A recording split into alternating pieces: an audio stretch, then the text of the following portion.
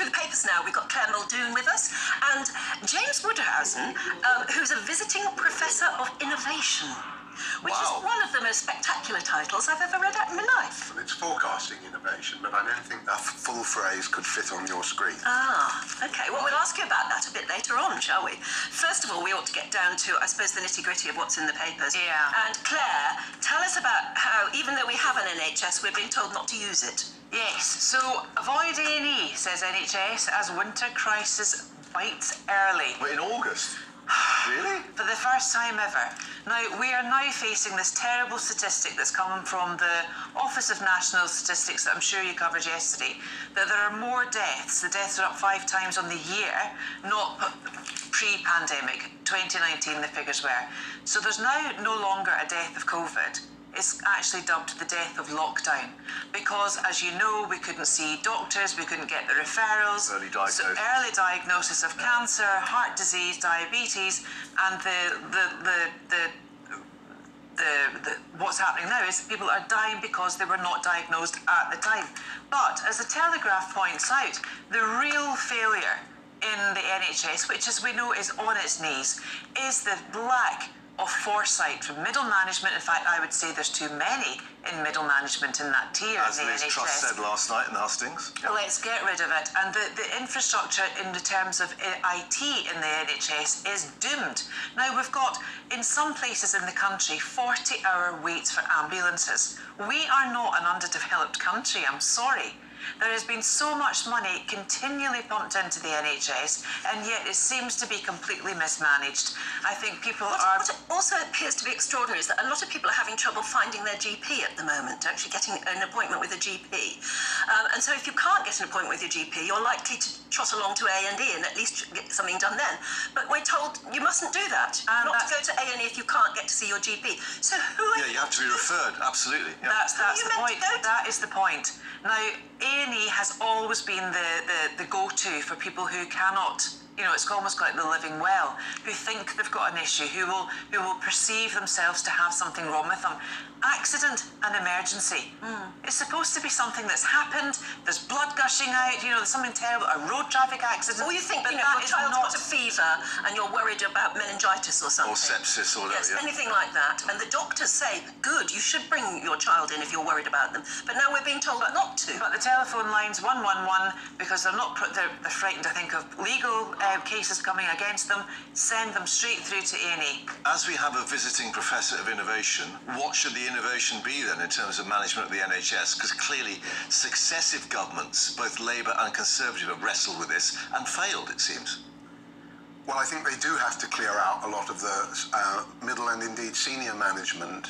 This isn't technological innovation, what I specialise in, come to that. But I was just looking at the NHS Confederation that was in the news yesterday and today, and its critique of the government. It represents the leaders of healthcare trusts. They're all on 150,000. 170,000. I looked it all up.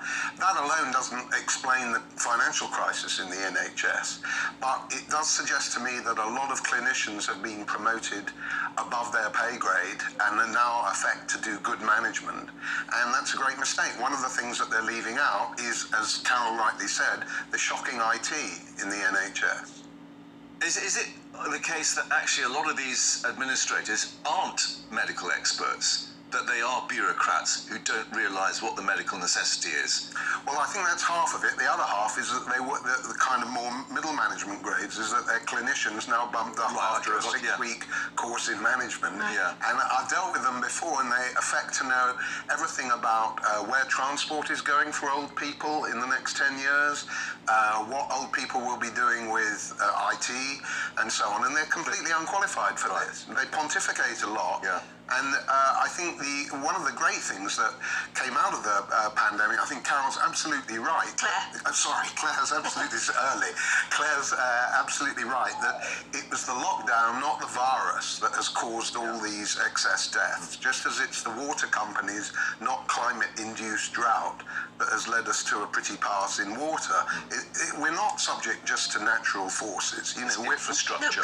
We're in charge. Yeah, we're in charge of this world. And one of the good things that came out of the pandemic is the greater attention to hygiene, and there are more and more hygiene robots now cleaning out MRSA and all the other things from hospitals. So that was part of the upside. Where do we hear about it? Can I just ask on that? I mean, do they do anything, these robots? I've seen them going around looking terribly glamorous and, you know, shining lights all over it. Does it work? Yeah, it does. I mean, there are robots and robots, right? And the light is ultraviolet. Ultraviolet, to pick up stuff. But what they've also done is especially in America, they've managed to process the information much faster and more cheaply, and then deal with it more effectively. So we never hear about mechanization or robots from either of the Tory candidates at the moment. Yeah, I think that's kind of like going off piste a minute, you know, quite a lot actually. Robot in charge of the Tory party? Well, not even the Conservative Party, Mark. I would go further and say let's not even have robots anywhere near patients, because that might be the next thing to diagnosis, which I think would be horrendous. Well, they talk about robots being in care homes, don't they? Looking after people, I was talking patients. just about hygiene. That's not off-piste. That's very central to the management of the NHS. Let's move on, rather than go off-piste or not, to Michael Gove, who's announced overnight that he's stepping back from frontline politics, and meanwhile he's decided Going out with a to bang. back Rishi Sunak, and he says there are an awful lot of people who haven't yet made up their mind, and he believes that there are a lot of Sunak supporters who might well come out of the woodwork. Yes, well, the two things I notice about this, page 7 of the Times. First of all, he's saying that Liz Truss is taking a holiday from reality on her proposals on taxes and things like that. If they're so nasty to each other, the Tory leaders, one wonders what they're going to do to the RMT or anybody that they really hate.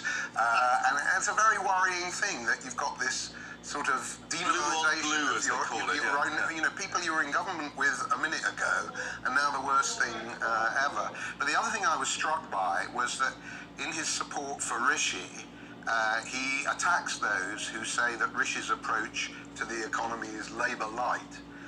And yet in the same article written by him, I used to work for him, Michael Gove, a little bit on the Times years and years ago, he says, central to unlocking potential and improving productivity in Britain is further reform of our education system.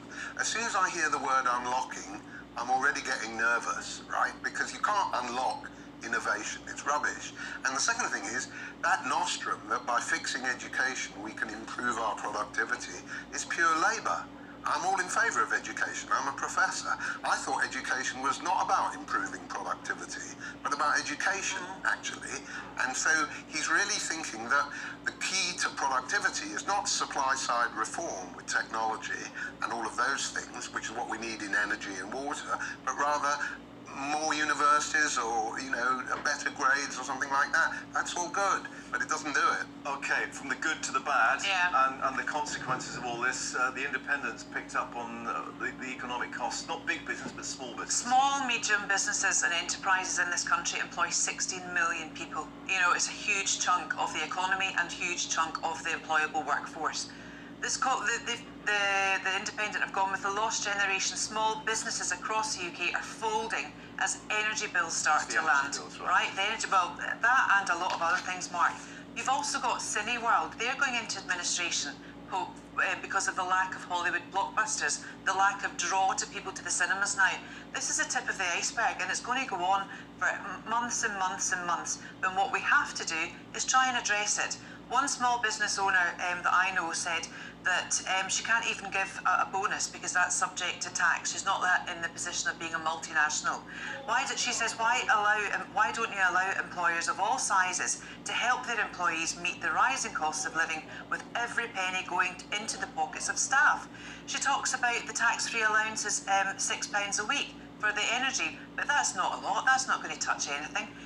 She can't even give them free lunches because it's a taxable benefit. You know, there's all of these benefits, not in kind, that employers have the ability to do, but they need the tax help to do it. They need the tax break to do it. We need to help So small tax cuts businesses. in a completely different way. Yeah, For the small relief for the business. For the businesses. But we've had 12 years of a Tory government. Yeah. And small business is what Tories conservatism is all about. Isn't Well, exactly, but through the 2 years of the lockdown and pandemic, there's been no one utilising the small businesses, not only on the high street, but all over, even with small independent shops like Etsy, the online shop where you can go and get things personalised, made, not on the high street, some unique, original products that you can buy.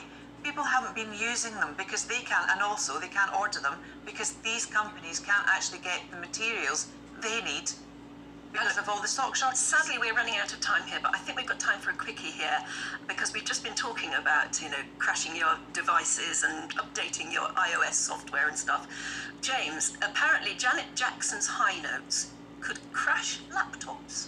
Yes, well, I'm unfamiliar with Janet Jackson's recent work, so I don't know the song or the video, Rhythm Nation, although I like the sound of it. But apparently if you play this, it can cause a vibration at a certain frequency with not just your own laptop, but somebody else's when she hits a high note. Really? And So like the old cartoon of the glass smashing, it's your computer smashing this That's time. right. And, this is a new one for me. I must say, even though I specialise in technology, I had no idea that a singer could turn a Do computer that. off. And Microsoft have actually said this. They confirmed that it is a problem. That's right. Well, I like the idea of playing it on my machine and then making somebody else's go wonky. Well, I'm very tempted to sort of find it. I think you could get our producers to try and hit the Rhythm Nation video up for us and see what happens. See what happens to your Might laptop take all us over off the air, who country. knows? Yeah. Okay, well, thanks very much indeed. welcome. I'll see you again in about an hour's time, if that's okay with you. Go and have a coffee or something.